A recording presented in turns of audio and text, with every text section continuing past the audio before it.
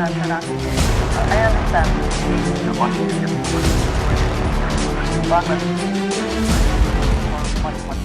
Welcome to BSRM Presents Straight Talk. This is Dhaka Tribune editor Zafar Sobhan. I'm in conversation today with Professor Imtiaz Ahmed of the International Relations Department of Dhaka University and also the director of the Center for Genocide Studies at Dhaka University. Imtiaz Bhai, great to have you back on the show. Today I'd like to talk with you a little bit about the Rohingya refugee crisis. You recently edited and published a book towards sustainable solutions. So let's talk a little bit about that. What are sustainable solutions to the crisis? 2 years in, where are we and where do we go from here? Thank you. Well, when it comes to sustainable solutions, very simply put, Myanmar needs to do two things. Yes.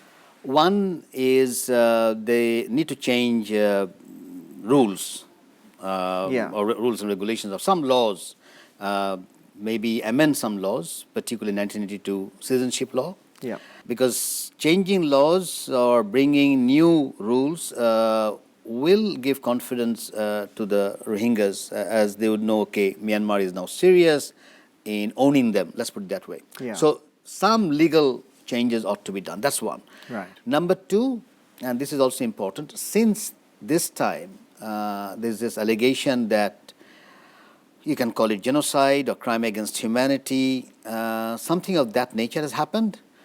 So there should be accountability for that, for no, the I mean, individuals who are no, I mean guilty? Myanmar. I mean, if Myanmar thinks that Rohingyas would go back where the Myanmar military is just standing there to receive them, I don't think they would feel comfortable. That's unrealistic. I agree. Yeah, they would not feel comfortable. So what they need, and this our Prime Minister has already flagged it, some kind of safe zone, or let's put it this way, maybe security forces of friendly countries of Myanmar. It could be China, it could be India or Japan. Some kind of a guarantee. Yeah, who would be standing beside the Myanmar military. How about a multilateral? Could be ASEAN. Perhaps it could be be. ASEAN. At least more than Myanmar military. If they also stand, or if their officers are also there, then I believe the Rohingyas would feel comfortable. So you need to do two things only. Yeah, but I mean, what this reminds me of, there's this wonderful line, actually in Seinfeld of all TV shows, where they say, "Would you do this?" And George says, "If I was a different person." Okay. And this is the thing, of course, this is what needs to be done. But if Myanmar were a different country, what are the chances? I mean, I think they have very little inclination to grant the Rohingya their full citizenship rights. You see, I mean, forget about full citizenship rights. It seems to me it's very difficult for them to go back to the situation they were in even 2 years ago, which was frankly even before the genocide, even before the pogrom. It wasn't a good situation they were in. You're talking about the Nationalities Act of 1982. So that's really going far back, something which has been entrenched, which an entire generation of Rohingyas who've grown up not knowing anything other than living in the post-law Rakhine state.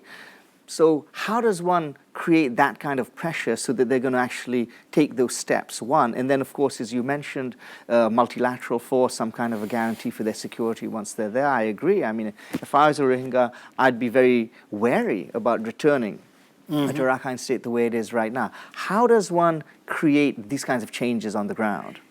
Well, international pressure. That's what matters, right? Yeah, international pressure matters. And this time, I think it's the pressure, you need to add a little bit more on that because, as I said, you can call it genocide or crime against humanity. There is enough evidence. Independent commission report of the UN has already pointed out that genocidal intent was there, and that's a strong word. So if there is a genocidal intent, you need to investigate now as to whether it's true or not. On that ground, I believe Myanmar is going to blink. Okay. And there are good reasons for that. Why? Myanmar, no doubt, is trying to open up, wants to bring globalization in, wants to, have investment and all. Now, you can't have two things. You can't have genocide and at the same time investment. You need Sure. to choose which one you want. So, Well, yes and no. I mean, it could. It depends surely on the country doing the investing, right? yeah, I know. So that's the point. And some of the countries, let's No talk names about. mentioned. No, well, okay, no. We can mention some of the countries like Yeah. Japan. Japan is a good friend of Myanmar. I see no reason why the Japanese civil society would not stand up to the occasion and say, look, we don't want to invest in a country which has committed genocide. Sure. Similarly, India has a big civil society. Yeah. It has a strong human rights movement, and I'm sure they would also stand up to the occasion if they know that their industrialists or their business people are investing in Myanmar. So I see these are the so okay. what I'm when I But say I noticed there was yeah. one regional country you didn't mention. No, okay, China to be, but on China, this is interesting. I think if you take last 2 years, there has been some development, particularly after Prime Minister has visited Beijing. We have in the joint statement, if I'm not wrong, Article 19 clearly mentions that China would work with Bangladesh on the issue of repatriation of the Rohingyas. It is mentioned as in the document.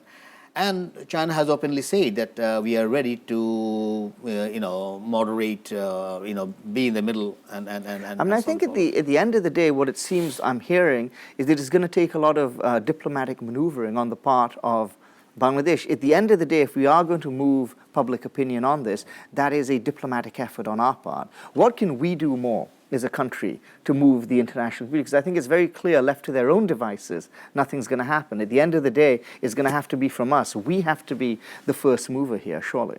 Well, two ways of responding to the question that you raised. One is, if you take last 2 years, I think what has happened because of our experience in the 70s and the 90s, Right. I guess government thought that since we resolved that bilaterally, this time also we would be able to do that.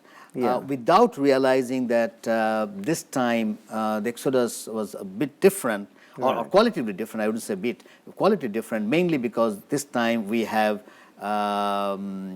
evidence of genocide and crime against humanity. Okay? Absolutely. I mean, I think it's very different. I mean, Exactly. So 70s and the Yeah. 90s did not have that. Yeah. So, but still, I think government went through thinking that bilaterally they could resolve. Yeah. Myanmar responded also. We had a memorandum of arrangement in 2018 January. So all those things, from the government standpoint, thought, okay, we can resolve bilaterally. But now, after 2 years, it looks that Myanmar is not serious. Right. Now, okay, you can blame the government for this, but then it was also the election year.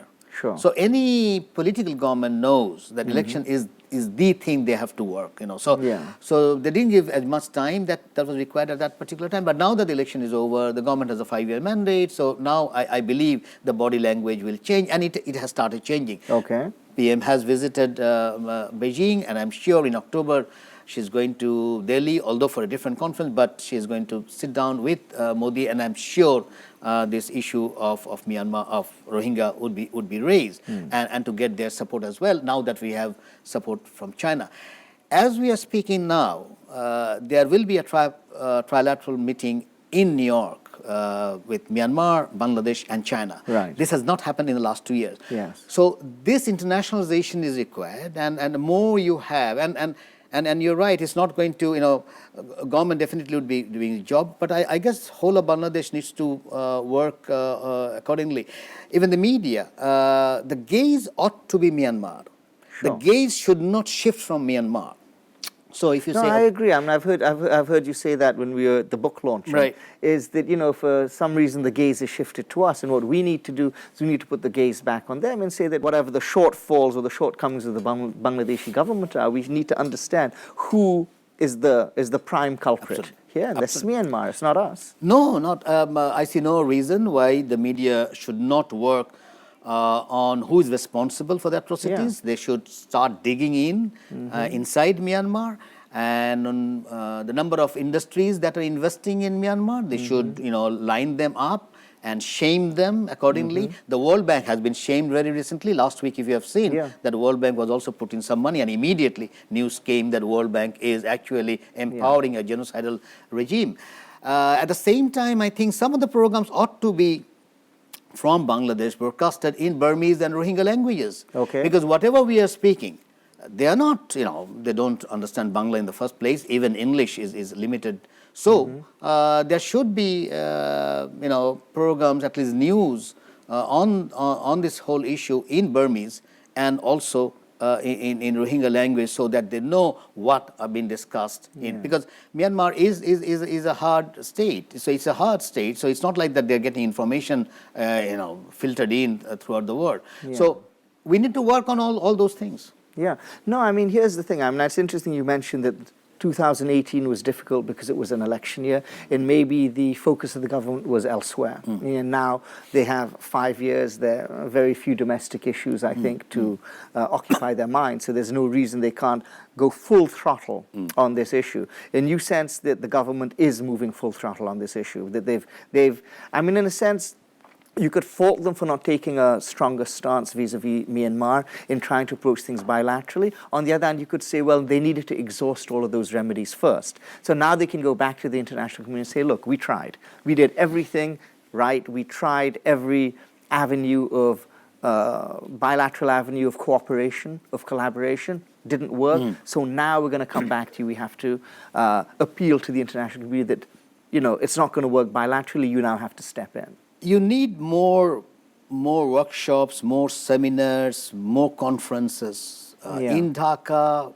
in around the world, in London, in places where it will matter, in Tokyo, one again. And I'm not aware, I'm aware of some of the conferences that I've attended in Germany, in Kuala Lumpur, in Bangkok, but not in Tokyo. I don't think there was any big conference. And I see no reason why our embassy is not organizing a conference in Tokyo to get the Tokyo but people this is it, you see. So it seems to me that what's needed is a massive diplomatic / public relations effort. Every embassy around the world, starting with Tokyo, starting with Colombo, starting with Kuala Lumpur, should be having... including photography exhibition. Why our missions? And well, in some countries, they probably will have some protocol problem. If that is the case, you help another group to do it. You need all these photography exhibitions mainly to show that what has happened in the Arakan, and bring the people of that country to your side, and those people then can also pressurize their government. So you need a whole exercise, and there are models for that. Go back to 71. We did it before. Exactly. Okay, let's hold that thought, Imtiaz Bhai. We're going to take a short commercial break. We'll talk about this a little bit more when we return. Thank you very much. I understand.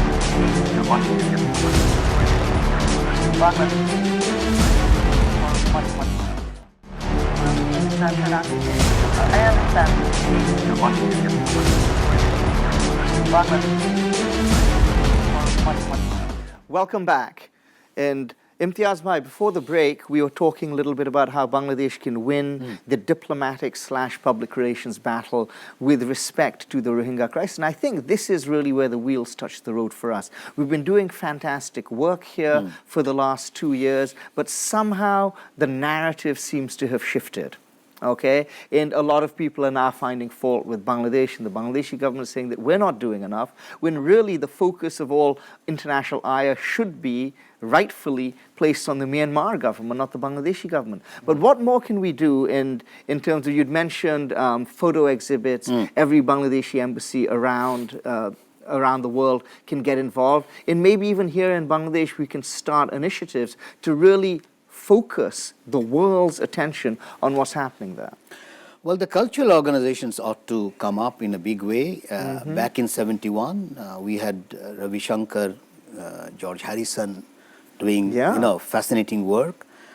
I haven't seen any Ravi Shankar and George Harrison now, but we have good number of I would say musicians and poets in Bangladesh. Sure. And they should do it globally. They should take the message of Rohingya culture and Rohingya civilization to the world. Rohingya diaspora is also quite interesting, and we haven't focused on that. According to our research, more than 19 countries, there are Rohingyas. At least in 5 or 6 countries, there are huge numbers. Yeah. India, for example, over 40,000. Saudi Arabia, boom, in 6-digit. In Pakistan as well. In Malaysia. Yep. So there are 5 or 6 countries where it would be quite a large number. So there's no reason why they should not also be mobilized. I agree. So, all those things. I feel in this entire, the last 2 years, the time of this crisis, we've heard very few Rohingya voices for some reason. And I wonder if, that can be improved upon. Because surely if people hear their voices, hear what they have to say about their suffering, hear what they want. Yeah, this is the other thing, I think a month back, they had something of an assembly. Right. If you remember? And immediately our local, some of the local, I wouldn't say Dhaka Tribune, but some of the local newspapers came out with a very negative news about the assembly. Come on, either you have no idea of 1971, or you don't know what refugee life is all about, something, or they are into some other pockets. I don't want to mention. But I think there's absolutely nothing objectionable about 200,000 of them getting together. Exactly, and there was not a single negative word against Bangladesh. Absolutely. They were praising Bangladesh. Very much and so. I believe that assembly gave a message to Myanmar that, look, these are highly disciplined people. Yeah. The leadership is there, so don't mess around. Don't just think that they're just sleeping and they will not do anything in the future.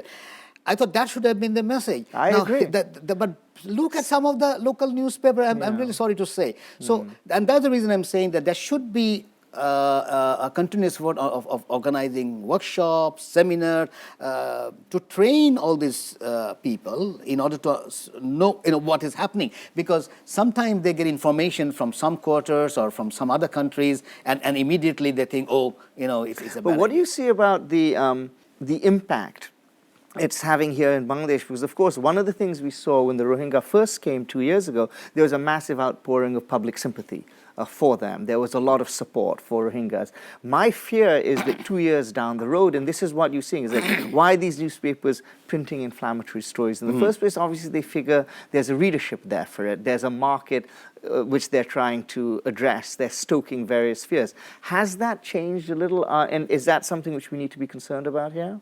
Well, first thing that you have to realize is you have a population which is bigger than Bhutan. Yes. Okay. We never think about that. I mean, this is incredible. Right. Yeah. But Bhutan's population is less than 800,000. Yeah. And here you have 1.1 million. Yes. Moreover, Bhutan has a king. Yes. There's no king, in 1.1 million. It's Triple RC's officer, and he's younger than me, actually, who's looking after 1.1 million. Yeah. So look at that perspective. Now, if you tell me there is no violence in Bhutan, if there's no killing in Bhutan, then I'll give up. Okay? Sure. I'm sure there are violence. I'm not trying to say there is no resentment. Of course there will be resentment. But if you look at the number, if you look at the figures, and I can say with some confidence because our center monitors the violence in the camp, well, violence of whole of Bangladesh. Believe it or not, it's much safer than New York. Sure. Okay. Yes, there are number of violence. Yes, number of killing, but it's 1.1 million, and in 3 months. I mean, all things considered. I mean, Bhutan is a fairly safe country as far as I'm aware, but it's a completely different kettle of fish. Yeah, but these are 1.1 million refugees. 1.1 million, which is traumatized, and moreover, Bhutan took 60,000 years to become Bhutan. This happened in 3 months. Yeah. So all things considered, it's not. We're not doing such a bad job at all. But the thing is, it is not sustainable. And this is getting back to the title of your book. I mean, we cannot have 1.1 million people living in camps indefinitely. And it's not good for them. It's not good for us. And that's the reason the gaze ought to be on Myanmar. Of course. I mean, why are you putting gaze on the victim?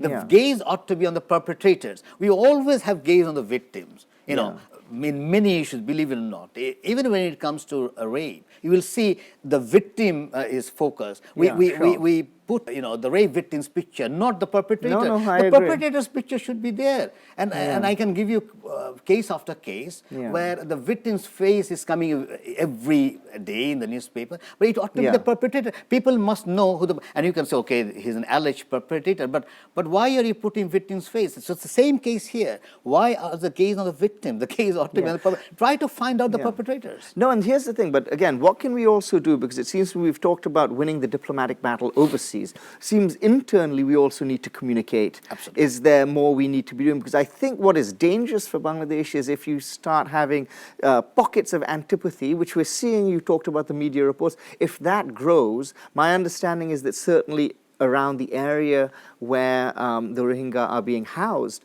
there's been growing tension and friction. Is that something we need to be concerned about? Not to the point. Those tensions are not so abnormal because Sure. Well, it's very natural. There's no doubt about that. As I said, if you look to the level of violence in whole of Bangladesh, believe it or not, that is not one area where, there are other areas. Maybe you're not going to talk about that, but there are other areas where you have more violence, more arrests, in all those things. Not that area. So I'm saying. So you're not concerned there. What about Bhashanchor as a solution or as a partial solution to this problem? What do you think of that? Okay, and is that going to happen? Will that help? Will that hurt? Well, first thing that one has to know that it's not 1.1 million people it's who only are 100,000, right? Yes, 1.1 million are not to be moved. Right. They are not trying to move. It's only little bit less than 100,000, but let's talk. Okay, it's 100,000 they want to move. Yeah. The reason why government wants to shift is because these 100,000 are actually living in a very vulnerable slope. Okay. It's that 100,000. Okay. That 100,000. But again, this particular piece of information is not in the public domain. Exactly. And why don't they say this? Exactly. Okay. So they are in a vulnerable position. So now the choice is if they remain in a vulnerable position and if there's a landslide or something, then who's going to take the blame? Of course, yeah. Now, a lot of international organizations, including some probably local organizations, are also saying that, Bhashanchor is not good because there can be tsunami and all. Fine, I have no problem with that criticism. But if you say that, why don't you take the responsibility and shift them to Norway or to Australia or places where there are more land? Well, solve the problem. You just can't say you can't do this, you can't do that. Hello, they are in between the hard rock and the deep at the end of the day, Bangladesh is the most densely populated country in the world. Exactly. It is the hardest country to take in 1.1 million new people, and we're not seeing anyone else step up. Another point is, and I'm not sure if you can speak to this, is that I've seen newspaper reports, we have published newspaper reports that a large chunk of the aid which is necessary to house, in shelter, in feed, in protect, and clothe the Rohingya is not being met by the international community. There's a shortfall which is coming out of the pockets of the Bangladesh government. Is that, do you find those reports credible? Still, Bangladesh can handle that. You see, the reason I think we can't let this community, go down to a point where they are erased from the world, let's put it that way, the identity and all. It's mainly because of 71. You see, our history is very different. Sure. You cannot create a country without having a moral basis. Yeah. If the morality is gone, then the whole, the very understanding of a nationhood or state is gone. Right. And you have seen now, people are questioning about the United States, for example, because of Donald Trump. Yeah. People are talking about our neighbor, Narendra Modi. Yeah. There are serious critics from Amartya Sen to Arundhati and Roy. Where is the morality? Where is the moral foundation of what Gandhi tried to do or what Abraham Lincoln? That's right. The idea of a country is important. You have the idea of India, It's not and there's like an idea of Bangladesh. Absolutely, Isn't the there? idea of Bangladesh is absolutely unique, and you can't compromise on that idea. Yeah. Then you can stay anywhere you want. Okay. Yeah. So my point here is, since in 71 it came out from a refugeehood, there is no way other than to help this particular group. Yes. I feel at a fundamental, visceral level, Bangladeshis feel that and understand this. Absolutely, the level of Bangladeshis who were there, the confidence that we now have. Yeah. 1.1 million, this is one of the largest refugee concentration, and here is Bangladesh, not superbly developed country, taking care of, can actually talk to eye with an American and say, look, we have done much better than what you have done in Mexico. Yeah. So don't talk on the refugee situation. You can Yeah. talk to the Europeans and say, look, we are doing much better than what you did to the Syrian refugees. Sure. This is what makes the country. This is what makes the idea of Bangladesh. The idea is important. So I see this to be very important. Yes, we'll be, having, the funds could have been shifted elsewhere. Or you can argue all those things. But given that we have, our growth level is not that bad. Okay, Yeah. let's put it that way. And I don't want to, hype up as the politicians do. And I always say that if your growth is 7%, always say 6%. If it's 6, you say 5. If it's 8, you say 7. You say less. This is the Chinese model, Right. okay? The Chinese, they do it, in an interesting way. Under-promise and You always over-deliver. have to be modest when it Yeah. grows. You don't have to hype up. The reason is, and I have to tell this openly, the more growth Bangladesh will have, more enemies Bangladesh will have. Right. You're not going to have less enemies. The more richer you have, you actually have to buy more locks, okay? So from that point of view, Bangladesh really need to, be more efficient, need to be more professional, need to secure itself, because you are going to get more enemies with more growth. So my point here is, yes, we'll suffer a little bit. Our development funds could have gone in a different direction. But given that we have a modest growth, I think we can handle 1.1 million people. On that note, Imtiaz Bhai, thank you so much. It's been wonderful to have you here. And thank you. This is Dhaka Tribune editor Zafar Sobhan. I've been in conversation with Professor Imtiaz Ahmed. Please join me again 2 weeks from today on Straight Talk. Thank you. So. I